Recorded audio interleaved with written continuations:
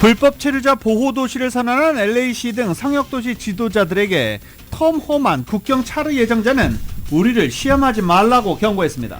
한편 LA 카운티 슈퍼바이저 위원회는 불법 이민자들을 지원하기 위한 조례안을 승인하면서 태스크포스도 설립할 예정입니다. LA시에서 뺑소니 차사고로 인한 사망률이 지난해 최고치를 기록한 데 이어 올해에도 높은 사망률을 기록하는 것으로 나타났습니다. 코로나 팬데믹 이후 상업용 건물 공실률이 늘어나면서 LA 다운타운 건물 가격이 폭락하며 부동산 시장이 타격을 입고 있습니다. 트럼프 당선인이 백악관 국가경제위원회 위원장으로 케빈 헤셋 전 백악관 경제자문위원회 위원장을 지명했습니다. 무역대표부 대표로는 집권 일기 당시 대중국 고율관세 부과에 관여했던 제이미슨 그리어를 지명했습니다. 제이 바타차리아 스탠퍼드 대학 교수가 국립보건원 원장으로 지명됐습니다. 바타차리아 교수는 코로나 팬데믹 방역 조치를 반대했던 인물입니다. 트럼프 당선인은 김정은 북한 국무위원장과 직접 대화를 추진하는 방안을 검토 중인 것으로 알려졌습니다. 북미 대화 재개를 시도할 가능성이 크다는 전망입니다. 트럼프 측이 반도체와 청정에너지 산업 기업에 지급하기로 했던 보조금을 재검토할 수 있다는 입장을 밝히면서 삼성전자와 SK하이닉스 등의 기업이 촉각을 곤두세우고 있습니다. 현대자동차가 22만 6,118대의 차량을 리콜합니다. 후방 카메라 이미지가 제대로 표시되지 않을 수 있다는 우려 때문입니다. 노동부는 지난주 신규 실업수당 청구 건수가 21만 3천 건으로 한 주 전보다 2천 건이 감소했다고 밝혔습니다. 7개월 만에 가장 낮은 수치입니다. 상무부는 3분기 국내 총생산 증가율이 2.8%로 집계됐다고 밝혔습니다. 이스라엘과 헤즈볼라가 60일간 휴전에 전격 합의했습니다. 환영의 뜻을 밝힌 바이든 대통령은 가자 지구에서의 종전을 위해서도 노력할 것이라고 말했습니다. 러시아가 드론 공격을 감행해서 우크라이나에 대규모 정전이 발생했습니다. 이런 가운데 바이든 대통령은 연방의회에 우크라이나에 대한 추가 지원금 240억 달러를 요청했습니다. LA 다저스가 블레이크 스넬과 5년 1억 8,200만 달러 계약을 맺었습니다. 메이저리그 진출을 노리는 한국 프로야구의 김혜성 선수는 메이저리그 홈페이지를 장식하기도 했습니다. LA 레이커스가 피닉스 선스와의 경기에서 100대 127로 패했습니다. LA 클리퍼스는 오늘 워싱턴과 경기합니다. 오늘 뉴욕 증시는 혼조세로 출발하고 있습니다. 원달러 환율은 1397원으로 마감했습니다. 남가주 오늘 오후에는 점차 맑아지겠고 LA 한인타운의 낮 최고 기온 67도로 예상됩니다. 이 시간 주요 뉴스는 하늘 위 호텔 세계 최대 항공기 아시아나항공 A380에서 차별화된 서비스를 만나보세요. 고국까지 편안하고 안전하게 모시는 아시아나항공 제공입니다. 여러분 안녕하십니까? 김윤정입니다. 안녕하십니까? 유지승입니다. 2024년 11월 27일 수요일 라디오서울 모닝뉴스 2부입니다. 트럼프 당선인이 취임 직후 대대적인 불법 체류자 추방작전을 벌일 것이다 라고 이미 오래전부터 이야기를 했고 관련 부처 인사들도 모두 그런 강경파 위주의 인사들로 꾸려지고 있습니다. 이 대규모 불체자 추방작전이 벌어질 것에 대비해 LA 카운티 슈퍼바이저 위원회가 불체자를 지원하기 위한 조례안을 어제 승인했습니다. 정연호 기자가 보도합니다. 이날 승인된 조례안은 사법영장이 없는 한 불체자 단속을 위해 지역 자원을 이용하는 것을 금지하는 카운티의 방침을 재확인하고 새 행정부 이민정책의 변화가 LA 카운티 주민들에게 미치는 영향을 살펴 이에 대응하기 위한 태스크포스를 설립하는 것을 골자로 합니다. 또 앞으로 수년간 불체자 추방 단속으로 영향을 받게 될 이민자 커뮤니티를 위해서 법적 소송을 위한 자금 지원을 약속하고 있습니다. LA 카운티에는 350만 명의 이민자들이 거주하고 있으며 카운티에서 태어난 아동의 거의 60%가 최소 한 명의 이민자 부모를 두고 있습니다. LA 카운티 슈퍼바이저 위원회는 트럼프 행정부가 대규모 불체자 추방을 예고하면서 수년간 지역사회에서 거주해온 서류 미비자 가정에 심각한 정서적 트라우마를 초래할 수 있으며 추방 작전으로 서류 미비자 가정이 와해되면서 LA 카운티 아동 가족 서비스국 산하에 보호 아동의 수가 급증할 수 있다고 보고하고 있습니다. 2017년 트럼프 1기 행정부의 이민 정책에 대응해 LA 카운티 슈퍼바이저 위원회는 소비자국 내에 이민 업무국을 설립해 카운티의 이민자 커뮤니티를 지원해 왔습니다. 슈퍼바이저 위원회 측은 체류 신분에 따라 카운티 주민들을 차별하지 않는다며 최선을 다해 이민자들을 보호하기 위해서 필요한 조치를 취하겠다는 입장입니다. 체류 자격과 관계없이 이민자 커뮤니티의 구성원들이 불체자 단속 등에 대처하는 데 도움이 되는 서비스를 이용할 수 있도록 하겠다고 밝혔습니다. 이날 승인된 조례안은 또 다카 등 임시 체류 자격과 취업 허가를 가진 LA 카운티 주민들을 지원하기 위한 제한석 개발을 지시하고 LA 카운티 교육부로 하여금 이민 서비스가 필요한 학생들을 지원하도록 하며 이민자들이 자신의 권리를 알도록 계몽하는 캠페인을 개발, 실행하고 이를 널리 전파하도록 지시하는 내용을 담고 있습니다. 라디오 서울 뉴스 정현호입니다. 이런 가운데 트럼프 새 행정부에서 국경 차르를 맡은 톰 호만은 트럼프 취임 직후 대대적인 이민자 추방을 막겠다고 나선 성역도시 지도자들에게 가혹한 결과가 초래될 것이라면서 시험하지 말라고 경고하기도 했습니다. 보도국에서 전해드립니다. 톰 호만은 26일 텍사스 이글패스에서 그렉 에벗 주지사와 함께 국경을 방문한 자리에서 분명히 이야기하지만 대규모 추방이 있을 것이라며 불체자들을 국내에 머물게 하면 무너진 국경을 절대 고칠 수 없을 것이라고 밝혔습니다. 불체자들을 추방하지 않는다면 범죄인들이 불법 입국을 하고 법원 명령을 무시하는 것이 괜찮다는 메시지를 전 세계에 보내는 형국이 될 것이라고 덧붙였습니다. 그러면서 이민당국의 불체자 추방 작전을 방해하겠다는 성역도시 지도자들에게 선을 넘지 말라고 경고했습니다. 호만은 최근 뉴욕 포스트와의 인터뷰에서 차기 트럼프 행정부가 불체자 성역도시를 상대로 소송을 제기하고 이들 도시에 대해 연방자금 지원을 중단하기를 원한다고 밝혔습니다. 소송이나 연방자금 지원으로도 효과가 없다면 성역도시에 연방이민세관 단속공요원들을 대거 투입해 교도소 밖에서 불법 이민자들이 석방되기를 기다릴 것이라고 말했습니다. 호만은 새 행정부가 범죄를 저지른 불법 이민자들을 우선적으로 추방할 것이라고 말했습니다. 연방이민당국이 파악하고 있는 국내 약 780만 명의 불법 이민자 중 66만 2,586명이 중범죄 전거자이거나 형사고발 중에 있습니다. 라디오 서울 보도국 뉴스룸입니다. 다음은 연방하원 45지구, 캘리포니아 45지구 연방하원 선거로 가보겠습니다. 한국 정치인의 맞격으로, 이 표현이 맞을까요? 맞언니? 이런 표현이 맞을까요? 네. 미주 한인사회 정치력 및 권익신장에 항상 발벗고 나섰던 미셸 박스틸 연방 하원의원의 사투가 한인사회에 안타까움을 자아내고 있습니다. 역대 선거에서 모두 승리해 미셸 불패, 선거의 여신, 선거의 여왕 이런 별명으로 신화를 일으켰던 미셸 박스틸 연방 하원의원이 경쟁 후보와의 역대급 초접전 상황에서 상대 후보가 승리선언을 하면서 미셸 박스틸 의원 캠프와 한인사회가 남은 개표에서 역전의 희망을 살릴 수 있을지 기대하고 있습니다. 연방하원 캘리포니아 45지구 선거에서 3선 고지에 도전했던 스틸 의원은 약 2,700여 표의 미개표분이 남은 가운데 상대 후보인 데릭 트란 후보에게 613표 차로 뒤진 상태입니다. 초박빙 상황에서 그저께 트란 후보가 일찌감치 승리 선언을 발표한 반면 미셸 의원은 아직까지 공식 입장을 내놓지 않고 있는 상황입니다. 선거 전문가들은 개표가 99% 이상 진행된 상황이라 승부를 뒤집기는 좀 어려울 것으로 전망하고 있습니다. 하지만 올해 선거 당락 여부를 발표해왔던 주요 언론과 그리고 AP통신 등은 트란 후보의 승리 선언에도 불구하고 아직 최종 당락 결과를 보도하지 않고 있습니다. 미셸 박스틸 의원을 정치적으로 후원했던 한인 인사들은 2006년 이후 캘리포니아주 조세 형평위원 2선, 오렌지 카운티 슈퍼바이저 위원 2선, 연방하원 2선을 달성하는 동안 한 번도 선거에서 지지 않았던 미셸 박스틸 의원을 응원하면서 다시 한번 한인사회를 대표하는 정치인으로 우뚝 서주기를 바라고 있는 상황입니다. 한인들은 상대 후보 트란의 당선을 위해 베트남계 커뮤니티가 보여줬던 이 정치적인 힘을 주목하면서 한인사회도 정치적 신장을 위해 보다 적극적으로 나서야 하는 것 아니냐라고 이야기를 나누고 있습니다. LA시에서 뺑소니 차 사고로 인한 사망률이 팬데믹 이후부터 계속 늘고 있습니다. 지난해 최고치를 기록한 데 이어서 올해도 역시 사망률이 높게 나왔습니다. 이은 기자가 전해드립니다. 25일 크로스타운이 공개한 통계에 따르면 LA 시내에서 뺑소니 차 사고로 인한 사망자 수가 급증하고 있습니다. 뺑소니 차 사고로 인한 사망 건수는 2020년에 56건, 2021년에 74건, 2022년에 88건, 2023년에 108건으로 지난해 폭증했습니다. 올해의 경우 10월 31일까지 집계된 뺑소니로 인한 사망 건수는 83건을 기록했습니다.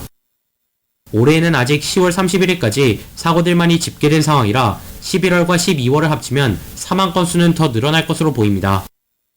사우스 LA가 뺑소니 사망 건수가 가장 높았습니다. 가장 많은 뺑소니로 인한 사망 사건이 발생한 지역은 버몬트 스퀘어로 14건으로 나타났고, 뒤이어 12건을 기록한 다운타운과 플로렌스, 11건을 기록한 피코 유니언, 그리고 브로드웨이 맨체스터가 9건 등으로 나타났습니다. 뺑소니로 인한 사망 건수가 급증한 원인은 코로나 팬데믹 기간 동안 자동차 통행량이 줄어든 상황에서 운전자들이 과속하던 경향이 팬데믹 이후에도 그대로 이어진 것이 지목됩니다. 모두에게 안전한 거리를 위하는 비영리단체의 데미안 캐빅 디렉터는 특히 제대로 된 도로 표지판이 없고 경찰 순찰 인원이 부족한 사우스 LA에서 가장 많은 뺑소니 사망 사건이 발생한다고 설명했습니다.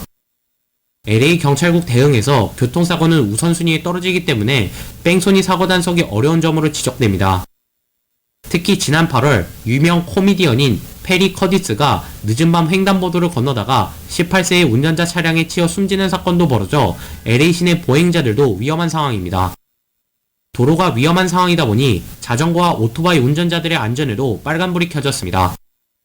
올해 교통사고로 인해 사망한 자전거 운전자는 21명이며 130명이 심각한 부상을 입었다고 합니다.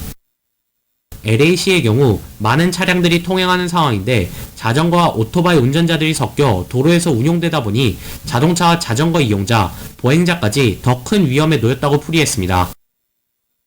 라디오설 뉴스 이은입니다. 이 사무실 공실률에 대해서 묘뉴스 일부 시간에 상세히 보도해드린 바 있는데요. 사무실 공실률이 늘어나면서 지역 상업용 부동산이 타격을 입고 있다고 합니다. 특히 LA 다운타운의 오피스 빌딩 가격이 폭락하고 있다고 합니다. 그 외 소식 보도국 뉴스룸에서 전해드립니다. 코로나 팬데믹 이후 상업용 건물의 공실률이 늘어나면서 대도심 지역 상업용 부동산이 타격을 입고 있는 가운데 특히 LA 다운타운의 오피스 빌딩 가격이 폭락하고 있습니다. 블룸버그 보도에 따르면 LA 다운타운에 위치한 55층짜리 뱅크 오브 어메리카 플라자 건물의 경우 10년 전 감정가 6억 5천만 달러에서 이제는 1억 8,890만 달러로 건물가가 10년 전 가격의 3분의 1로 폭락했습니다. 해당 빌딩은 지난 7월 기준 79%의 공간이 임대된 상태로 비교적 높은 임대율을 보이고 있음에도 건물가는 폭락했습니다. LA 도심은 코로나 팬데믹 이후 가장 큰 타격을 입은 지역 중 하나로 올 3분기 기준 상업용 건물 공실률이 38%에 달했습니다. LA 카운티 공중보건국은 26일 유통 중인 생우유 표본에서 HO 조류독감 바이러스가 검출됨에 따라 주민들에게 해당 제품의 섭취를 피하도록 경고했습니다. 공중보건국에 따르면 LA 지역의 여러 소매점에서 조류독감 바이러스에 오염되었을 가능성이 있는 리콜 대상 생우유가 판매된 것으로 확인됐습니다. 현재까지 LA 카운티에서 해당 제품과 관련된 질병 사례는 보고되지 않았습니다. 회사 측은 주정부의 요청에 따라 자발적 리콜을 실시했습니다. 리콜 대상은 제품 포장에 코드 2024만 1109와 유통기한 2024년 11월 27일이 표시된 크림탑 전류 생우유입니다. 소비자들은 구매처에 남은 제품을 즉시 반품해야 됩니다. 리콜 제품 판매 확인 매장으로는 설랜드의 백도어 베이커리 LA의 이탈리, 파사데나, 칼라바사스 LA의 2개 점이 위치한 에르혼 마켓, LA의 레이지 아크레스입니다. 이외에도 롱비치에서 위치한 비타민시티 LB, 샌디마스의 비타민시티, 랭커스터의 홀위트커리입니다. 공중보건국은 조사가 계속됨에 따라 추가 판매처가 확인될 수 있다고 밝혔습니다. 현재까지 LA 카운티에서 해당 제품과 관련된 질병 사례는 보고되지 않았으나 낙농후, 가금류의 HO 조류독감 확산과 산발적인 인체 감염 사례를 고려해 예방 차원에서 해당 생우유를 섭취하지 말 것을 당부했습니다. 보건국은 소매점들에게 해당 생우유를 진열대에서 제거하도록 통보했으며 LA 카운티 보건 감독관들이 판매처를 방문해 제품 판매 중단 여부를 확인할 예정이라고 밝혔습니다. 라디오 서울 보도국 뉴스룸입니다. 올해 추수감사절 연휴 기간 미 전국적으로 8천만 명이 여행길에 오를 것으로 추산되는 가운데 남가주에서는 660만 명이 여행길에 나서게 됩니다. 남가주 자동차 클럽에 따르면 660만 명이 50마일 이상을 여행할 것으로 예측된 것입니다. 이것은 지난해에 비해서는 2.8% 늘어난 것이고 팬데믹 이전인 2019년과 비교할 때는 3.3% 늘어난 수치입니다. 한편 LA 공항인 LAX는 추수감사절인 목요일부터 다음 주 월요일 사이 220만 명이 넘는 탑승객들이 공항을 이용할 것으로 예상했습니다. 또 일요일이 가장 붐비는 날이 될 것이라고 공항 측은 전하고 있습니다. 승객들은 이에 따라 국내선의 경우에는 출발 2시간 전, 국제선 이용 시에는 3시간 전에 도착할 것을 권하고 있습니다. 아시아나항공 미주지역본부가 블랙 프라이데이 특가 이벤트를 실시합니다. 내년 1월 1일부터 3월 31일 사이에 출발하는 아시아나 미주 노선 전체 다 포함됩니다. LA 출발, 뉴욕 출발, 시애틀, 샌프란시스코, 호놀룰루 모두 해당됩니다. 미주 노선 항공권 할인 혜택 블랙 프라이데이 특가 이벤트를 실시합니다. 고객들은 미주 출발 한국행 항공권을 텍스와 유류 할증료 모두 포함된 가격 $783부터 만날 수 있다고 합니다. 이번 항공권 할인 특가를 이용하려면 11월 27일부터 12월 2일까지 단 6일 동안에 구매해야 합니다. 아시아나항공은 미주 노선 증편을 통해 고객들에게 보다 편리한 모국 방문 스케줄 제공하고 있다라고 말하고 이번 블랙 프라이데이 특가 많은 미주 한인들이 이용해 주기를 바랬습니다. 트럼프 2기 행정부 출범 후에도 원달러 환율이 1,400원대를 훌쩍 넘어서 최고 1,450원까지 오를 가능성이 제기되며 강달러가 이어질 것으로 전망됐습니다. 대형 투자은행인 골드만삭스의 권구훈 골드만삭스 아시아 담당 선임 이코노미스트는 어제 2025년 한국 거시경제 전망 간담회에서 이같이 예상했습니다. 내년 상반기 중에 원달러 환율이 1,450원까지 오를 것으로 예상했고 트럼프 2기 행정부의 실세 관세 정책과 한국의 순외화자산 규모 등에 따라서 어쩌면 원화 강세가 나타날 수도 있다고도 전망했습니다. 대다수 전문가들은 내년에도 한국의 수출 둔화 등으로 인해서 원화가 달러 대비 약세를 보일 것이라면서 1,400원대 안팎의 높은 환율을 전망하고 있는 실정입니다. LA 링컨하이츠 지역 주민들이 초등학교 인근에 들어설 물류센터 건립을 반대하면서 시위를 벌였습니다. 3505 이 파사데나 애비뉴 링컨하이츠 지역 파사데나 애비뉴에 설치할 대형 물류센터와 관련해 해당 부지는 힐사이드 초등학교 맞은편에 위치해 있고 그리고 엄청난 소음, 심각한 대기오염, 교통체증을 유발할 것이라며 주민들이 강하게 반발하고 나섰습니다. 특히 해당 부지가 이미 오염된 상태라는 점도 지적했습니다. 주민들은 어린이들의 건강과 안전을 위협할 수 있는 이번 물류센터 건립 계획을 전면 재검토해야 한다라고 촉구했습니다.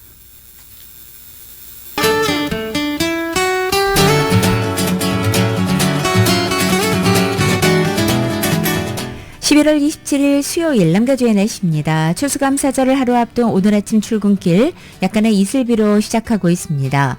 남가주 지역 이처럼 오전에는 대체로 흐린 하늘로 시작하지만 오후가 되면서는 점차 해가 나겠고 낮 기온 어제보다 3, 4도가량 높아지겠습니다.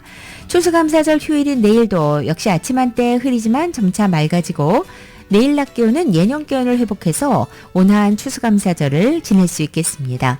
LA 한인타운의 오늘 낮 최고 기온 67도, 밤 최저 기온은 50도, 오렌지 카운티 지역 69도, 50도, 밸리와 일랜드 엠파이어 지역은 73도, 47도, 해안 지역은 65도, 51도로 예상됩니다. 한편 어제 폭설이 내리면서 전국 곳곳에 대설특보가 발효되어 있는 한국은 오늘도 역시 오전까지는 눈이 계속내겠습니다. 서울의 오늘 아침 최저 기온이 14도, 낮 최고 기온은 38도 예상됩니다. 노동부는 지난주 신규 실업수당 청구 건수가 21만 3천 건으로 한 주 전보다 2천 건 감소했다고 오늘 아침 밝혔습니다. 이것은 지난 4월 말 이후 7개월 만에 가장 낮은 수치이며 다우존스가 집계한 전문가 전망치도 밑돈 것입니다. 2주 이상 실업수당을 신청하는 계속 실업수당 청구 건수는 11월 10일부터 16일 주간까지 190만 7천 건으로 직전주보다 9천 건이 늘어났습니다. 2021년 11월 이후 3년 만에 가장 높은 수치입니다. 신규 실업수당 청구는 허리케인 헐린과 밀턴의 피해로 10월 초중순 크게 늘었다가 다시 둔화하는 모습입니다. 한편 연준이 미국의 견조한 경기 흐름을 고려해서 금리 인하를 점진적으로 하겠다고 밝힌 가운데 월가에서는 미국의 고용시장 동향에 촉각을 곤두세우고 있습니다. 스타벅스가 실적 부진이 허덕이면서 직원들 보너스도 크게 줄어든 것으로 전해졌습니다. 회사 다니고 그러면 보너스 받는 재미도 있죠. 네. 블룸버그 통신은 익명을 요구한 관계자를 인용해 스타벅스가 지난 9월 29일 마감된 회계연도에 예상보다 저조한 실적을 기록하면서 직원 보너스 60%만 지급할 예정이다라고 보도했습니다. 예. 좋은 회사는 다르네요. 네. 스타벅스 매출이 최근 15년 동안 코로나 사태 때 재택근무 여파로 하락세를 보인 데 이어 이번에는 1% 미만 증가에 그쳤다라고 전했습니다. 영업이익은 8% 감소했습니다. 광범위한 인플레이션 영향으로 고객들이 스타벅스를 찾는 발길이 줄어들었고 긴 대기시간, 부정확한 주문 대응에 대한 고객 불만 등이 겹쳐서 부진으로 이어진 것 같다라고 블룸버그는 분석했습니다. 다른 대기업들과 마찬가지로 이스라엘과 팔레스타인 무장정파 하마스 간 전쟁으로 인해 불거진 불매 운동으로 스타벅스도 역시 타격을 입었다라고 덧붙였습니다. 브라이언 니콜 신임 CEO는 고객을 되찾기 위해 전략을 근본적으로 바꿔야 한다는 것은 분명하다며 명확한 계획을 갖고 있고 스타벅스를 성장으로 되돌리기 위해 빠르게 움직이고 있다라고 말했습니다. 트럼프 당선인이 멕시코, 캐나다, 중국에 대한 관세 부과 방침을 밝힌 가운데 미국의 식료품과 에너지 가격을 비롯한 인플레이션 압력이 심해질 수 있다는 분석이 나오고 있습니다. 로이터 통신은 어제 멕시코, 캐나다에 25% 관세를 부과하겠다는 트럼프 당선인의 발언과 관련해서 돼지고기, 소고기, 아보카도, 데킬라까지 식료품과 주류 가격이 상승하고 앞으로 상품 부족 현상이 나타날 가능성도 거론된다라고 보도한 것입니다. 멕시코와 캐나다는 미국에 대한 핵심 농산물 공급 국가로 미국 통계에 따르면 지난해 두 나라가 미국에 수출한 농산물 규모는 무려 860억 달러에 이르고 있습니다. 먼저 멕시코의 경우에는 미국 채소류 수입의 3분의 2, 과일 견과류 수입의 절반 정도를 담당하고 멕시코산 아보카도가 약 90%, 오렌지 주스는 35%, 딸기 20%까지 이 의존도가 높은 상황입니다. 파이낸셜 타임즈는 미국 원유 업계에서도 휘발유 가격 상승 가능성을 경고하고 있다고도 전했습니다. 미국의 원유 수입 가운데 절반 이상은 캐나다에서 들어오고 지난 7월에는 하루 430만 배럴로 사상 최고 수준을 찍은 바 있습니다. 미국에서 정제되는 원유의 약 40%가 수입되는데 이 가운데 60%가 캐나다, 11%는 멕시코에서 온다는 것입니다. 월스트리트저널은 이에 따라 트럼프 당선인의 이번 발표로 거의 전 분야에서 미국에서는 물가 상승이 우려되는 상황이라고 보도했습니다. 항공사 5곳이 좌석 선택 수수료 명목으로 최근 6년간 120억 달러를 챙긴 것으로 집계됐다고 CNN이 보도했습니다. CNN은 상원 국토안보 및 정부업무위원회 산하 조사 상임 소위원회 보고서를 인용해 좌석 선택 수수료가 더욱 비싸지고 범위도 넓어졌다라며 이걸 지적했습니다. 보고서는 5개 항공사는 엑스트라 레그룸 좌석, 다리를 뻗을 수 있는 이 조금 넉넉한 좌석이죠. 통로 좌석, 창측 좌석, 심지어 좌석 위치 선택에까지 승객들로부터 수수료를 받는다며 부모가 미성년 자녀와 함께 타고 가려고 해도 수수료를 내야 한다라고 지적했습니다. 소위원회 보고서가 지적한 5개 항공사는 유나이티드, 스피릿, 델타, 프론티어, 아메리칸 항공이 포함되어 있습니다. 예를 들어 엑스트라 레그룸 좌석에 이들 회사가 매기는 추가 수수료는 작년 기준으로 각각 319달러부터 140달러까지 다양했습니다. 보고서는 과거에는 좌석 선택 수수료가 항공권 가격에 포함됐었지만 이들 항공사는 이를 분리 청구하고 있다라고 설명했습니다. 왜 국내선 타려다 보면 좌석 선택을 해야 됩니다. 그러면 항상 떨어져 있죠. 그래서 붙이다 보면 돈을 계속 추가로 내야 돼요. 짐도 마찬가지고 여러 가지 숨은 수수료가 곳곳에 붙어 있습니다. 다 없애준다고 그랬는데 네, 아직 안 없어진 게 많습니다. 보고서는 또 일부 항공사들은 요금 중 일부에 비과세 수수료라는 명목을 붙여 연방 세금을 피하고 있었으며, 이에 따라 이런 식으로 하지 않는 델타나 아메리칸 같은 항공사들도 갑자기 불리해진 상황이 됐다라고 지적하기도 했습니다. 바이든 대통령은 예매 수수료, 서비스료 이런저런 명목으로 추가되는 잡수수료, 정크피 이것을 제한하고 업체들이 수수료를 포함한 총 가격을 제대로 표시하도록 하겠다라고 말한 바 있는데 잘 지켜지지 않고 잘 따르지도 않는 것 같습니다. 이제 퇴임이 2달밖에 남지 않았는데 걱정입니다. 현대차가 미국에서 차량 22만 6,118대를 리콜하게 됐다고 전했습니다. 도로교통안전국은 후방 카메라 이미지가 제대로 표시되지 않을 수 있다는 우려와 관련해서 이 같은 조처를 내린 것입니다. 리콜 대상 차량은 2021-22년형 산타페 SUV와 엘란트라 세단 계열 모델들입니다. 도로교통안전국은 이번 리콜이 판매업자들을 통해 후방 카메라를 무료로 교체하는 방식으로 진행될 것이라고 밝혔습니다. 차 하면 독일이죠. 그렇게 생각하는 사람들 상당히 많았습니다. 트럭 하면 미국이죠. 네. 미국에서는 볼 수 없지만 중국 자동차가 세계 자동차 시장의 판도를 바꾸고 있다고 합니다. 한때 난공불락으로 여겼던 일본 자동차 업체들도 중국 업체에 밀려서 속절없이 무너지고 있다고 합니다. 일본 차가 장악해왔던 일본 시장은 물론이고 동남아 시장을 빠르게 중국 업체들이 잠식하고 있다는 것입니다. 세계 자동차 산업에서 중국 업체들의 공세가 가속되면서 일본 업체들이 궁지에 몰리고 있는 것으로 전해지고 있습니다. 토요타, 혼다, 미쓰비시 같은 일본 브랜드가 장악하고 있던 동남아 시장에서 일본 자동차 제조업체의 시장 점유율이 크게 하락한 것으로 나타났습니다. 인도네시아의 경우 거리 자동차는 대부분 일본 차라고 해도 될 정도로 일본 브랜드 인지도가 높았지만 최근 중국 업체들이 이를 갉아먹고 있다는 것입니다. 닛산 같은 경우에는 일자리와 생산량까지 줄이는 상황이 됐다라는 것입니다.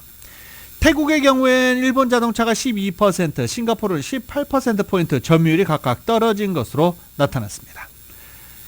중국 차의 질주는 미국과 유럽 자동차 업체들에게도 크게 영향을 미치고 있습니다. 근데 아직 미국에서는 중국 차 타는 사람 보지는 못했었죠. 가끔 한두 대가 있기는 있습니다. 미국 자동차 업체 포드는 유럽 인력 4,000명을 감축하겠다는 계획을 밝히기도 했고, 독일에서도 영국에서도 그리고 유럽 다른 국가에서도 계속 일자리를 줄이기로 하고 노조와 협의 중인 것으로 알려졌습니다. 중국 자동차 업체들이 계속 유럽과 동남아에 진출하기 때문으로 해석됩니다.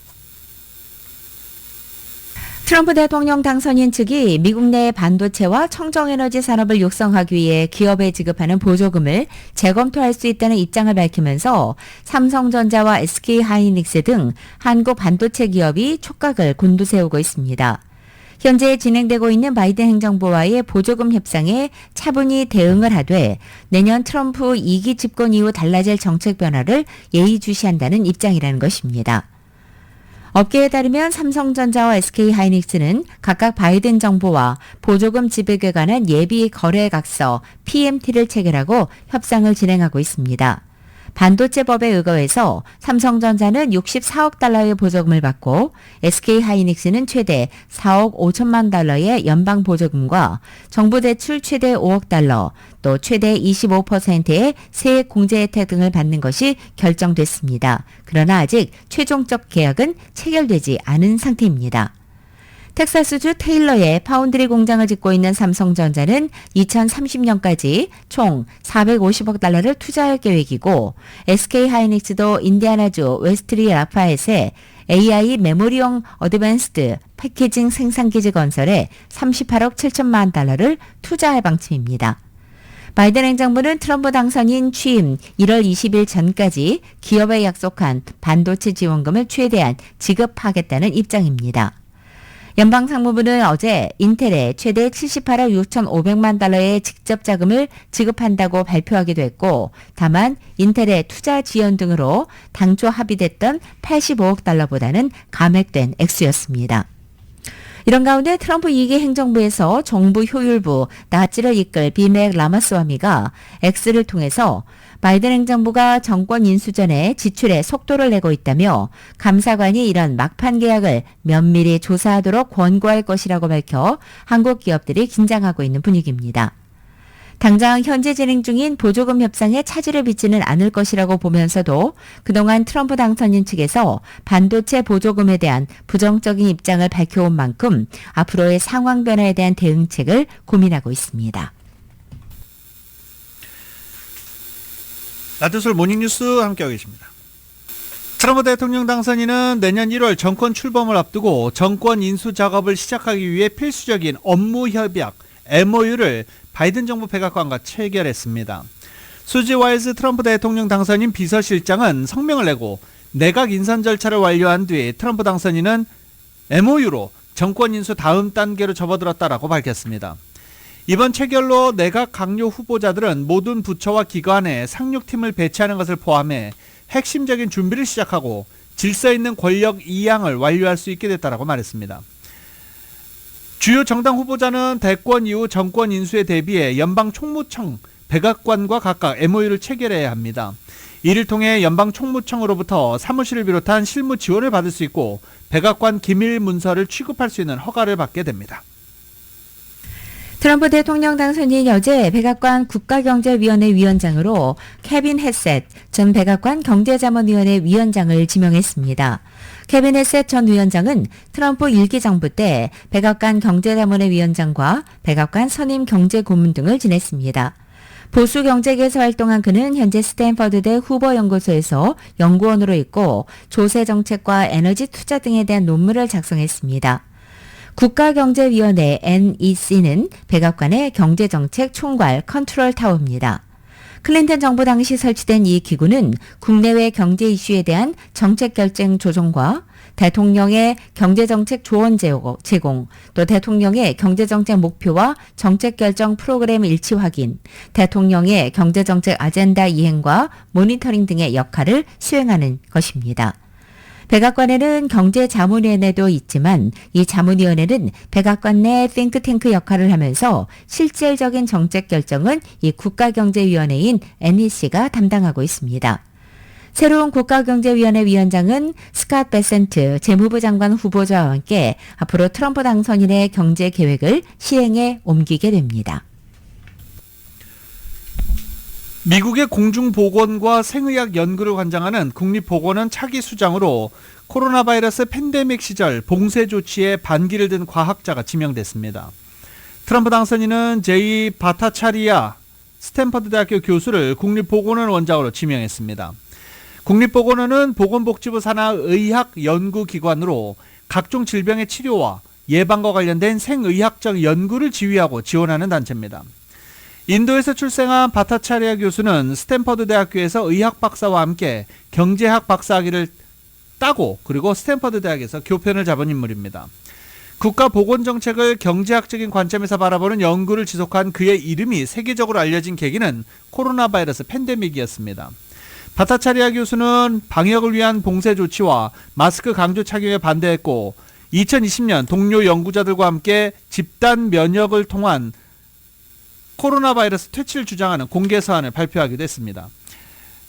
WHO 세계보건기구는 바타차리아 교수 주장이 팬데믹 극복에 도움이 되지 않는다라고 비판했지만 팬데믹 기간 일률적 봉쇄 조치가 부른 경제적 후폭풍, 학교 폐쇄에 따른 학생들의 정신적 충격 등 부작용이 부각되면서 바타차리아 교수 주장에 대한 재평가도 이루어지고 있는 분위기입니다. 트럼프 대통령 당선인 측이 김정은 북한 국무위원장과 직접 대화를 추진하는 방안을 검토하고 있다라는 보도가 나왔습니다. 이 트럼프 당선인은 대선 후보 시절에도 김정은 위원장과의 친분을 과시한 바 있는데 북미 대화 재개를 시도할 가능성이 크다는 전망이 나오고 있습니다. KBS의 보도입니다. 트럼프 정권 인수팀이 김정은 북한 국무위원장과 직접 회담을 추진하는 방안을 논의하고 있다고 로이터 통신이 보도했습니다. 로이터 통신은 트럼프 정권 인수팀이 이 같은 외교 노력을 통해 북한과의 무력 충돌 위험을 줄일 수 있길 희망하고 있다고 전했습니다. 다만 이는 검토 중인 사안으로 아직 트럼프 당선인이 최종 결정을 내리지는 않았다고 설명했습니다. 당초 중동과 우크라이나 전쟁 등 우선순위에 밀려 북미 대화가 속도감 있게 진행되긴 어렵지 않겠냐는 관측이 나왔지만 이 같은 보도가 사실이라면 예상보다 빨리 북미 간 접촉이 이루어질 수 있다는 전망이 나옵니다. 실제 트럼프 당선인은 대선 후보 시절에도 김 위원장과의 친분을 여러 차례 언급해 왔습니다. North Korea is acting up again, but when we get back, I get along with them. He'd like to see me back too. I think he misses me. 트럼프 당선인은 대통령 재임 시절에도 김 위원장과 3차례 정상회담했습니다. We're saying this could be a very historic moment, and I guess that's what it is. But I enjoy being with you. 모든 사람들한테 보여주는 만남이라고 긍정적으로 생각했고 또 앞으로 우리가 하는 행동에 긍정적인 영향을 미칠 수 있다고 생각했습니다. 트럼프 당선인이 취임 후 우크라이나 전쟁 해결에 주력할 걸로 전망되는 가운데 북한이 러시아를 지원하기 위해 군사적 협력을 강화한 상황도 북미 대화의 필요성을 높이고 있다는 분석입니다. 워싱턴에서 KBS 뉴스 김지숙입니다.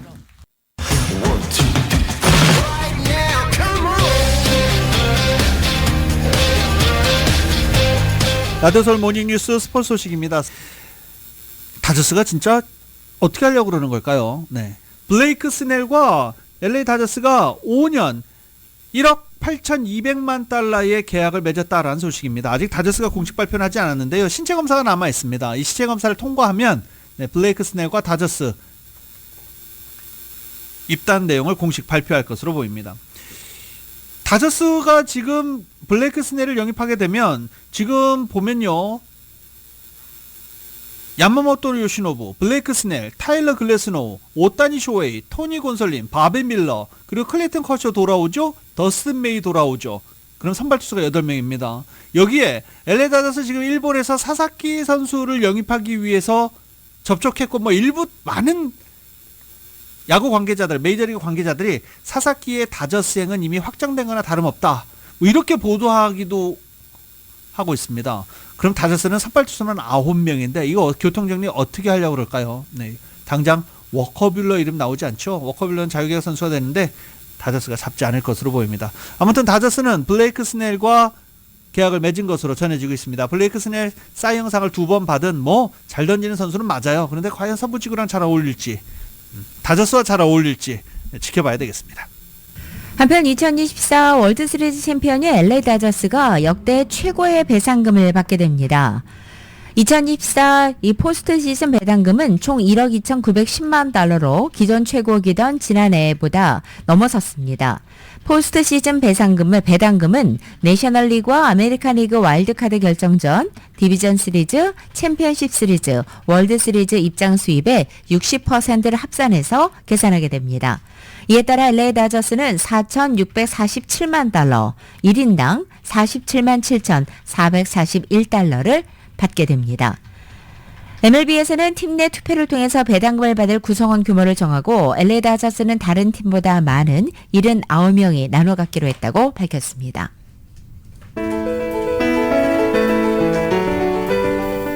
(2024년 11월 27일) 수요일에 전해드린 라디오솔 모닝뉴스 여기서 마치겠습니다. 지금까지 진행의 유지승, 김윤정이었습니다. 잠시 후 9시에는 강혜신의 오늘의 미국이 방송됩니다. 함께해 주신 여러분 고맙습니다.